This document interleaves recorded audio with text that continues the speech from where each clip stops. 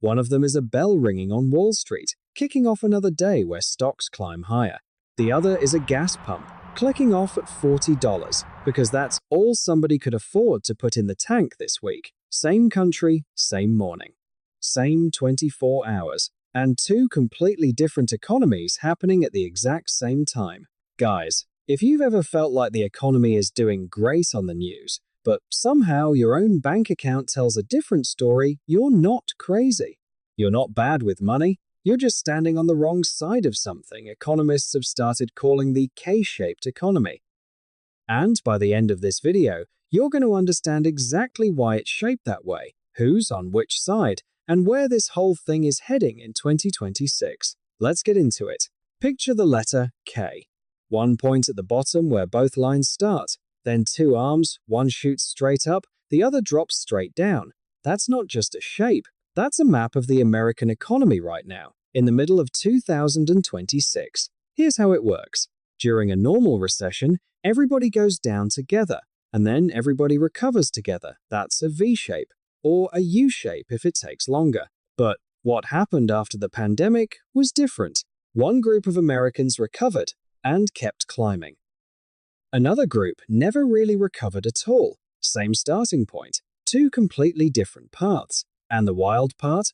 Both groups are still living in the same country, shopping in the same stores, filling up at the same gas stations. They're just experiencing two totally different economic realities. So, let's follow two people through a single week in 2026 and watch the K in action. Let's call him Michael. He's not a real person, he's a composite, built from real data, but everything about his week is backed by numbers we're about to show you. Michael checks his portfolio Monday morning before work. It's up again. It's been up most mornings this year.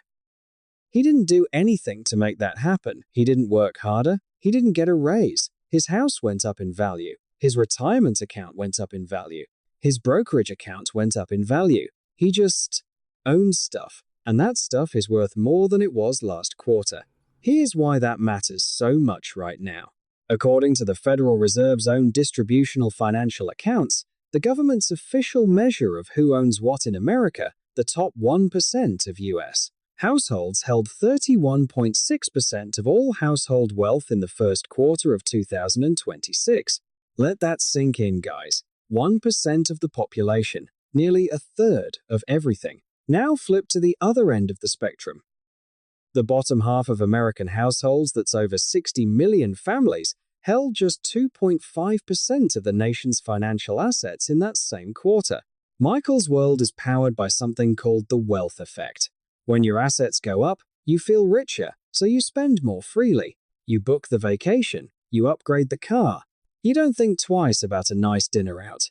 And across the country, total household net worth hit $184.1 trillion by the end of last year, jumping by $2.2 trillion in a single quarter. That's trillion with a T, and it happened in 3 months.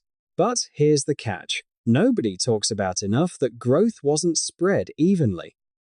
It was concentrated almost entirely in stocks and real estate, and those two things, overwhelmingly owned by people like Michael. Now, let's meet Sarah, also a composite also built entirely from real, documented data. Sarah doesn't own stocks. Most of what she has goes toward rent, groceries, and gas. And this month, gas hit her harder than it has in years. The national average for a gallon of regular gas climbed to $4.5, up from about $3.14 just a year earlier. That's not a small jump, folks. That's nearly $1.50 more every single gallon, every single fill-up, and it's not just gas. The Consumer Price Index, the government's main measure of inflation, showed prices in April up 3.8% compared to a year before. That's the biggest annual jump in 3 years, and it was driven largely by energy costs. The stuff Sarah can't avoid. Buying the stuff that keeps the lights on and the car running got more expensive, faster than almost anything else. So, what does Sarah do? She cuts back. Researchers at the New York Fed said it plainly in one of their reports this year. High-income households kept their spending steady in March, while low-income families were forced to cut back on gas and still felt the financial strain. That's not opinion. That's the Federal Reserve, on the record, describing exactly what we're calling the K. And here's where it gets heavier. Sarah's credit card balance has been creeping up for months, covering the gap between her paycheck and her bills.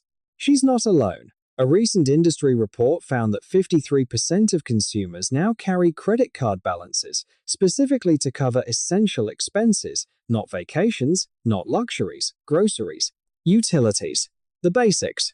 Let's zoom out from Michael and Sarah for a second, guys, because the numbers at the national level are honestly staggering. Total US household debt hit an all-time high of $18.8 trillion in the first quarter of 2026. That's mortgages, credit cards, student loans, auto loans, all of it combined, and it has never been higher in American history. Now, here's an interesting twist. Credit card balances actually dipped slightly that quarter, down to $1.25 trillion. Sounds like good news, right? Except researchers were quick to explain why it's seasonal. Balances typically spike around the holidays and then pull back in the first few months of the year as people pay down what they spent on gifts. It's not people getting ahead. It's a predictable dip in an otherwise upward climb. The balance was still up nearly 6% from a year earlier. But here's the number that should genuinely worry you. Credit card delinquency, meaning people falling behind on their payments, hit 13.1%, the highest rate in 16 years. 16 years, folks! That takes us back to territory we haven't seen since the run-up to the last major financial crisis. And it's not just credit cards. Student loan delinquency jumped to 10.3% of balances 90 days or more past due, the worst level since 2020, when the pandemic first hit and the whole country was reeling. Here's the part that really tells the story, though. It's not just that more people are behind on one bill. Researchers found that delinquent borrowers are increasingly falling behind on more than one type of loan at the same time. That means it's not an isolated slip-up, a missed payment here, a late fee there. It's families getting squeezed from every direction simultaneously. The credit card, the car payment, the student loan, all at once. That's not a coincidence. That's a stress test, and a lot of American households are failing it in real time. So why does this keep happening? Why does the gap keep widening instead of closing? There are three forces at play here, and once you see them, you'll notice this pattern everywhere. Force number one, the stock market. When the market climbs, and it's been climbing for a while now, the gains flow overwhelmingly to people who already own stocks. And ownership in America is nowhere close to even. That's exactly why Michael's portfolio grows every month, while Sarah's bank account doesn't move, even though they might work similar hours at similar jobs. Wealth begets more wealth. It's not about effort, it's about who already had assets before the climb started. Force number two, policy. Recent tax changes are expected to benefit higher income households the most, while cuts to certain government support programs weigh more heavily on lower income families. That's not a partisan opinion, guys. That's the mechanical structure of who benefits and who absorbs the cost when policy shifts happen. When the rules of the game favor the people already ahead, the gap doesn't close, it widens. Force number three, inflation, and where it hits hardest. This one's subtle but crucial. Inflation doesn't hit every dollar of spending equally. If your paycheck mostly goes toward rent, gas, and groceries, the essentials, then inflation eats a much bigger share of your life than it does for someone whose spending is split between essentials and discretionary extras like travel or dining out.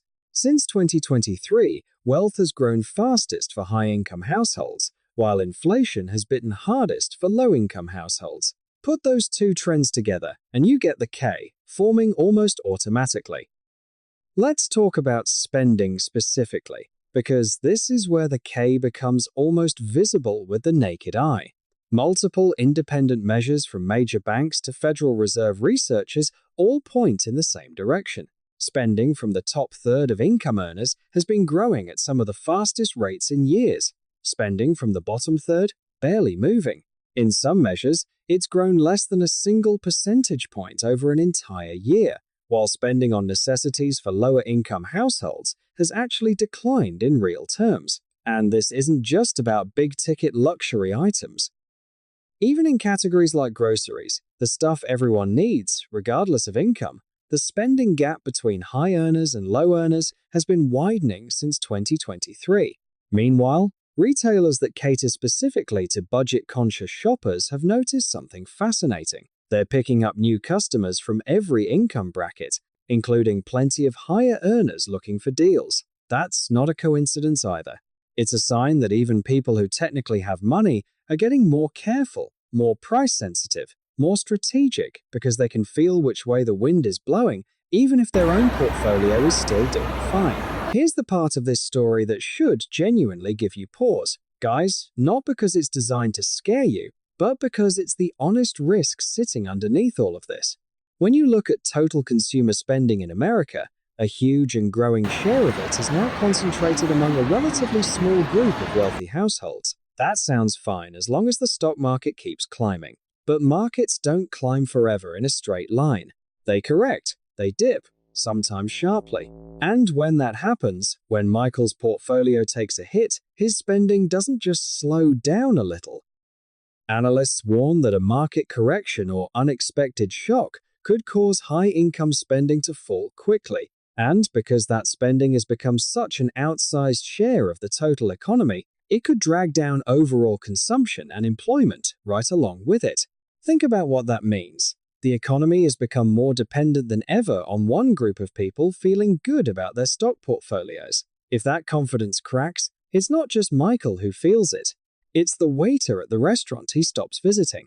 It's the salesperson at the store he stops shopping at.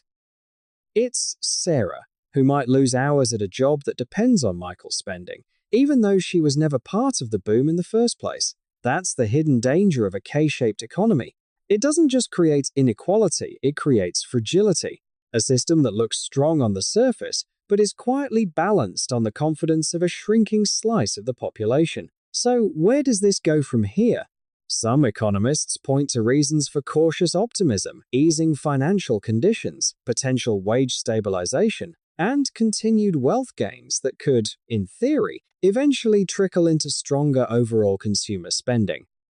Others argue these structural forces widening the K-asset ownership concentrated at the top, policy changes that skew benefits upward, and inflation that hits essentials hardest aren't going away anytime soon, and may even get more entrenched through the rest of this year. What almost everyone agrees on is this: watch the data every quarter, because this picture keeps shifting. The Federal Reserve updates its wealth distribution data roughly 10 to 11 weeks after each quarter ends. The New York Fed publishes its household debt and credit report on a similar quarterly rhythm. Every 3 months, we get a fresh snapshot of exactly how wide or how narrow this K has become. So, here's my question for you guys, and I actually want you to answer it in the comments. Are you living on Michael's side of the K this year? Or Sarah's? Or maybe, like a lot of people, you're somewhere in between, watching both arms of that letter and wondering which direction you're headed. Because here's the truth this whole story is built on. America isn't one economy right now. It's two, running side by side, in the same country, on the same day, at the exact same time. If this broke down something you've been feeling but couldn't quite explain, hit subscribe. We track this data every single quarter because the real story of the American economy isn't in the headlines. It's in the numbers underneath them.